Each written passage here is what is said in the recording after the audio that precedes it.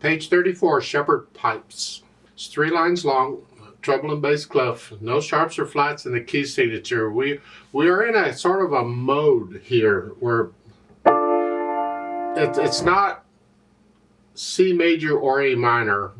It's more of a Dorian mode. I don't really want to get into the modes. It's just this isn't a major or minor. It's a different harmony. It sounds minor, sort of, but there's a few notes that seem out of place. Yeah. Anyway, 4/4 time. I'm going to do both hands about the same because all the left hand has is the D and the A. At the very end, the last measure, you get treble clef where you get to come up here and do a D and an A. Okay, but that's otherwise you're just holding the thing down for 2 measures at a time for the most part. But the right hand, you're starting here, and we're going to move around some. So it's to here, 1, 2, bring the thumb down, and then you can lift up, they say, the 3rd finger, or 2nd finger. We want to be in this position to go on. So they're just lifting up.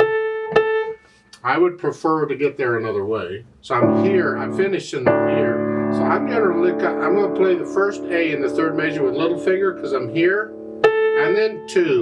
So I'm going to change on the repeated note. So we do this a lot in piano. We take advantage of repeated notes to change hand positions. And that's all I'm doing here. I'm going to change on the A's here, like that.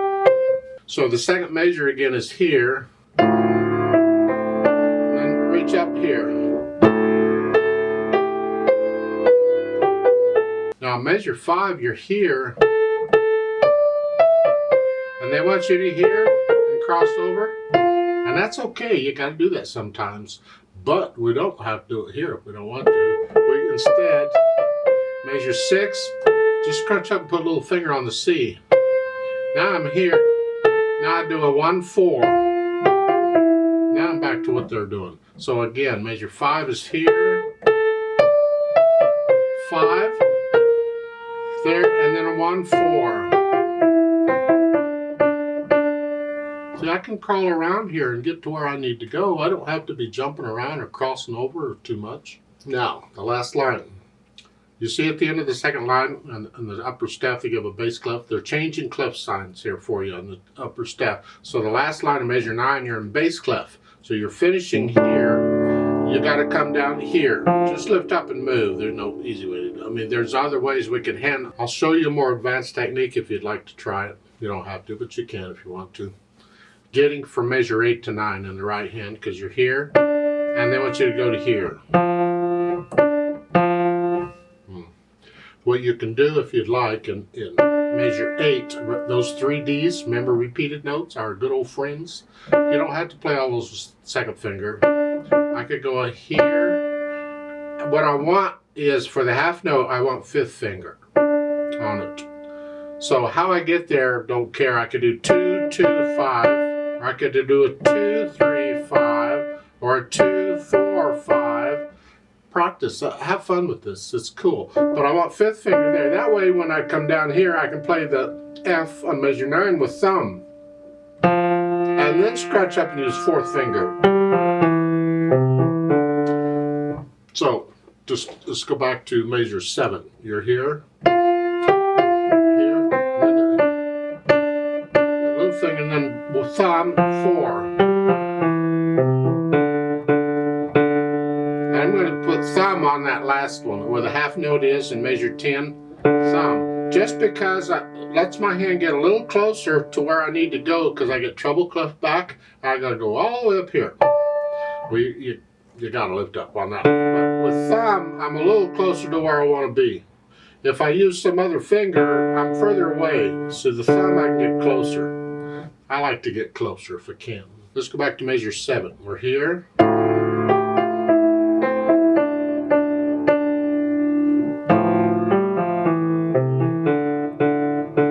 And then the half notes in the left hand. And then both hands are moving up here. Oh, goody. You gotta love it when both hands are moving a long way. Okay. There's no time, there's no rest, there's no nothing. You're just gonna lift up to here, both hands together. Well, they're playing the same notes, the same hand position here. So you practice it. You're just going from here to here. From here to here. Just practice that. Just don't take a long time to get there. The pedal will help us out, but we want to try and get as close to it as we can with just the hands. Now, as far as articulation goes, this is pretty connected. And the pedal's going to connect what you don't connect anyway, so you can pretty much play this connected. They're showing phrasing in the right hand, and that's fine. You can lift up. Lift up. Lift up.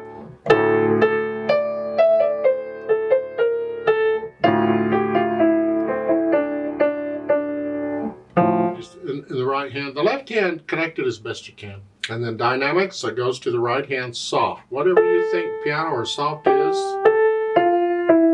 this needs to be very soft in the background. Because it's easy to drown this out. It's easy to play up loud. I mean, it's got to be in the background.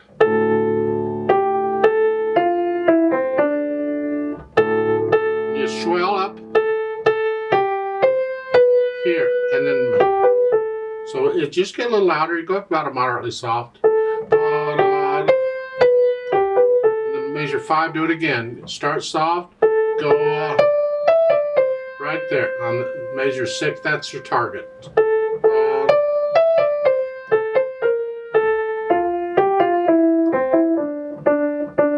Now, the last line is very soft in both hands. Do the best you can in the left, and just keep it as soft as you can. And don't use the soft pedal here. Just do it this way. And they give you a ritardando, and then you're going to go down to just as soft as you can play it. Here. Well, good luck with that. If you really needed to, I suppose you could use the soft pedal for the last couple of measures. Here, when you're here, just after you play the first note and the next to the last measure here, this note, push the soft pedal down there, and you can leave it with the last 2 chords then with soft pedal if you need. I would prefer not to, but if you want to, it could be part of the atmosphere of the piece. You see, on a grand, the soft pedal changes the tone, so we have to be careful when using the soft pedal. But on an upright, it probably doesn't matter. It just helps you to play softer. I would prefer you learn to play softer without the help of a soft pedal, though. I would like you to do it with your technique in your hands. As far as the speed goes, well, gently isn't a speed, it's a feeling. Just be gentle.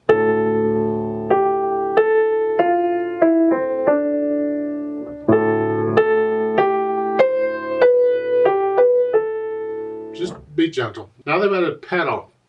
At first I looked at this and I thought, why on earth are you adding pedal to this? But then I understand why they're adding pedal. It makes more sense. We're using a type of pedaling technique called legato pedal to help us connect repeated notes.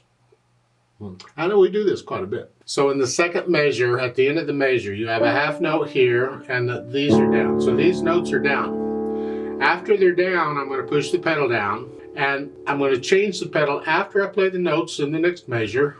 And I'm going to lift it up as I play the G. So what that does is it connects the chords. I can't connect it with the hands, so I do it with the pedal. And also the 2 A's, I'm connecting those. But I don't want all of the sound. I don't want this and this.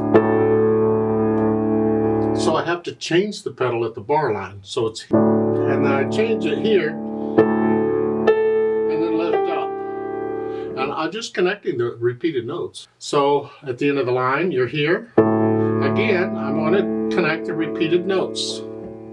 But here, I don't have to change the pedal at the bar line on measure 5 because it's the same note in the right hand. So I don't need to change, just leave it down. And then lift it when I play the D. Here. Then going from measure 6 to 7, I think they left out, I think you need to pedal that also. They just left it out. So at the end of measure 6, we're here. Push the pedal down after you play the note, and then lift it up after you play the notes in the next measure. all we did is connect this. And we don't have repeated notes in the next measure, so we lift the pedal up immediately. Same thing at the end of the line. On measure 8 here, these are repeated notes, so I'm going to connect those with the pedal. And then after I play the note measure 9, I'm going to lift it up. See, that way I've got the pedal down in measure 8 to connect these, and I've got the pedal down across the bar line to connect these. I'm just using it to connect notes. And then the last 3 measures, you can leave it down for the whole thing. We have a lot of notes, repeated notes here, and that's fine, just leave it down. But this helps with our hand move. Now we got a little more time to come up here. And then at the end, when you're done with the fermata, everything comes up together. That's sort of the pedal. You have to listen very carefully with the pedal.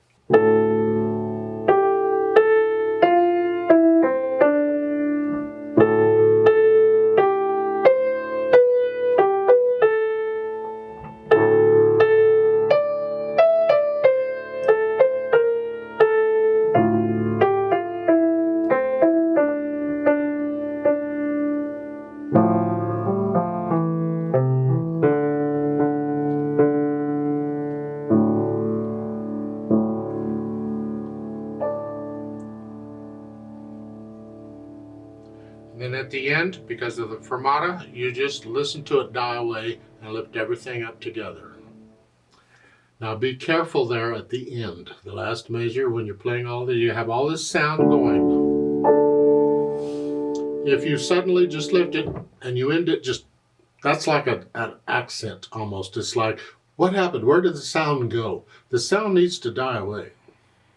So what you can do on the last measure here, what you can do is lift the keys up, keep the hands on the keys, just lift the keys up, and then slowly lift the pedal, very slowly, so the dampers slowly touch the strings and the sound should die away. Now if you have an electronic keyboard, you have to experiment. Some keyboards do and some don't. It will die away that way. So you can gradually lift the pedal and it'll die. If yours doesn't, you can always reach up and just gradually turn the volume down and make the sound go away that way too. We just don't want the sound suddenly to just end. It's like, whoa. Let's play this together slowly. Well, it is slow anyway. Probably going to take it about the speed it goes. I'll give us 4 counts. Now I'm not going to do the dynamics. I'm just going to play it. 1, 2, ready, go.